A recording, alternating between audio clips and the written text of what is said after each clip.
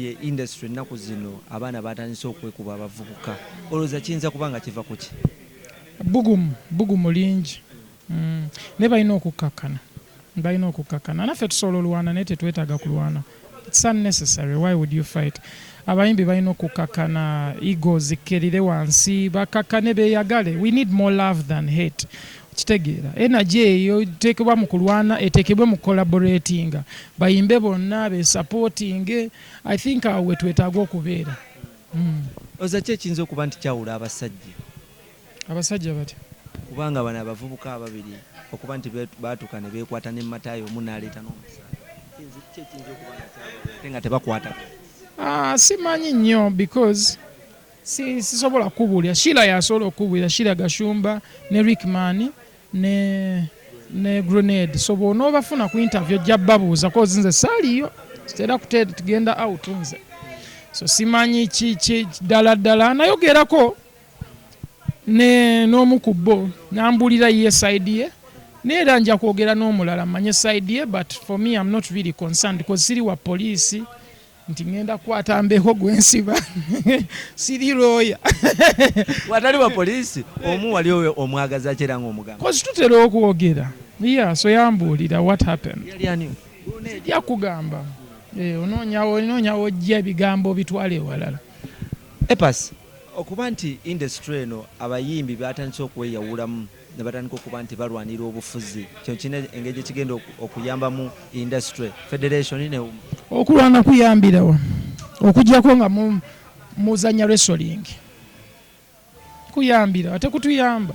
Twetaaga love, twetaaga support. That is where the energy should be, and I feel like abayimbi bakendeze okulwanagana bongere love mu kintu kyabwe because okulwana tekutuyamba.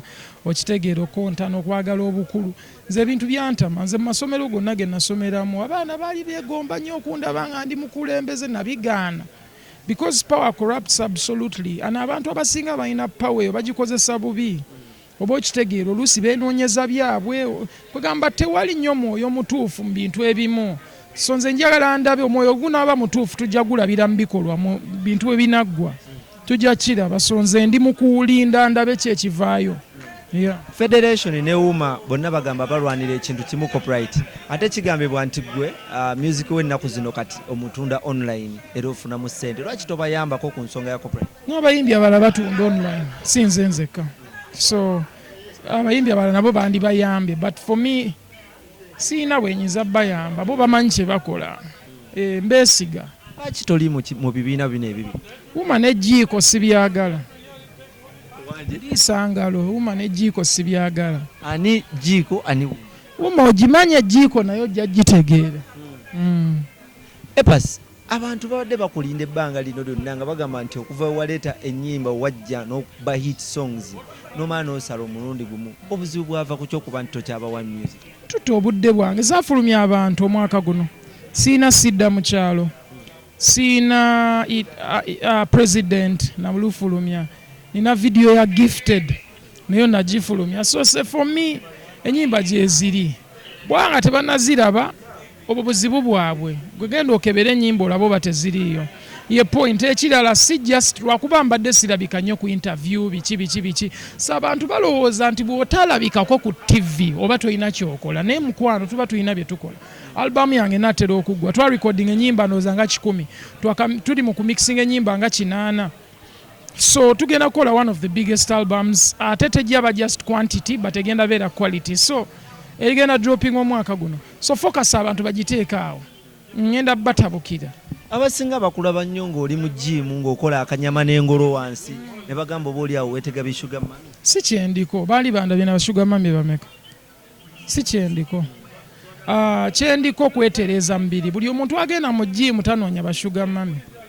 Eyo nayo ndaba ndala y'abantu cause buli omu asobola olaba ekintu mu ngeri y'enjawulo. But for my understanding, nze ngenda mu gym for health reasons. Njagala kubeera nga ndi fit, okitegeera, era nga bwondaba bwe nnyambadde ndi musajja wa martial arts nnyo, so njagala nnyo okubeera nga ndi steady, okitegeera nga nina amaanyi nga ndi strong. Kyokka sigamba mbu nina kirala kye nnoonyaamu. Bintu bitono nnyo bye nnoonya mu gym. Kunyirira, kubeera na lususu lulungi, being good in bed nakyo kiyamba.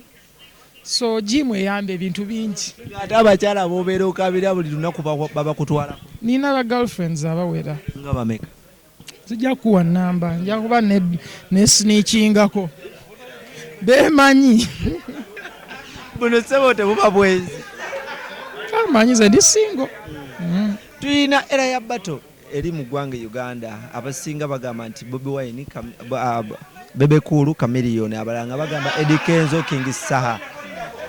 Olowooza bato yani yandibadde ereeta ebbugumu essaawa zino ng'ogyeko ey'abakyala? Simanyi, zonna zibuguma naye buli omu akole kyayagala okukola. Bonna bakole bato bazaagala, sibalinaako buzibu. As long as bali ready ozikola nga bakifiiringa bazikole, tulabe ekinaavaamu. Muntu ki gwe wandibadde olowooza nti ayinza okubatolinga ne munne? King Saha amakinga ne Kenzo? I think basobola. Bonna bayimbi balungi. Bakola bulungi. Bebe Cool? Yes, nayo nnungi. Because bonna bayimbi battabu. Ate baluddewo mu industry. Ate ne Saha kimuyamba because omuntu gwa batolinga naye batandika almost time yemu. So it's only right. Abasinga mu bato zino bazitwala kuba nti personal feelings era nga balinako akakuku ne balyoka beesaba. Kinenge gye kiyamba mu industry? Ekyo tekiyamba industry. Okulwanagana tekutuyamba nga bwe nagambye in the first place. We need more harmony, we need more love, we need more respect. Okitegeera ebintu ebyo bikolwamu respect kiba kirungi, naye bikolwamu bintu byakulwana bulwanyi tebirina we bituyambira. Abayimbi nga Eddie Kenzo yavaayo n'agamba nti ye bw'aba abatolinga alina abantu beyeewulira nga Appas. Akwewulira. Oli ready Kenzo? Oli ready? Kiwa nti yanjogera jasooka kiraba, naye ate siyinza batolinga muntu yenna wano mu Uganda. Lwaki obatya? Music tukola wanjawulo. Cause nze sikolangako music kuyingira mu bato na muntu yenna. Ondabe nga mbatolinga musajja munnange. Tekimakinga sense. Kiringa nze kutandika kukola luyimba nga nyimba ku musajja omulala. Eyo si nkola yange. Nze nyimbira bakazi. Okitegeera, njagala abantu banyumirwe music bawulize n'ebyo ebintu musimanya bato. Nze sayingira mu music. Kiringa gwe gula ngatto oyingire mu competition n'engatto yange. Ensonga yakuguza engatto yo ndala nnyo n'ensonga yanguza engatto yange ndala nnyo. So sayingira industry ku competinga n'abantu. Baba bagala competinga bakompitinge. Nze nkubaraga. Nga twakulabako mu bato y'abakyala gwe ne Waikibbe. Ye teyali bato. Teyali bato, byali byakusaaga ku internet. Tewali mukyala gwe twali tulwanira. Byali byalwali. Se byalwali. Mupepe. Mupepe. Olina wogambidde wali nti nno kati abantu balina kufokasinga ku kunyirirako. Obadde otegeeza ki? Nyirira nnyo gwe tondaba. Neri gye mbadde abakyala badde bagamba nyirira nnyo. Kubuulira mazima, nyirira. So abantu bafokasinge ku ekyo okunyirira kwange bave ku bintu bino ebirala. Kunyirira kwange ku kuyimba kwange okulungi. Tuteeke effort awo. Ne mu kunsupportinga ennyo bateeke mu nnyo amaanyi mu kunsupportinga. Abantu bansupportinga kiyamba bo. Gwe bonsupportinga kiba kiyamba ggwe. Tekinyamba kitono kiyamba ggwe. Buli wonsupportinga ofuna essanyu, otereera, omutima gutereera. Ebibadde bikutawaanya bikendeera. Kakati oŋŋamba otya nti tofuna essanyu? Bwe banga bibyo nambireeta mu bulamu bwo. Joy, happiness, peace, tranquility, pomposity.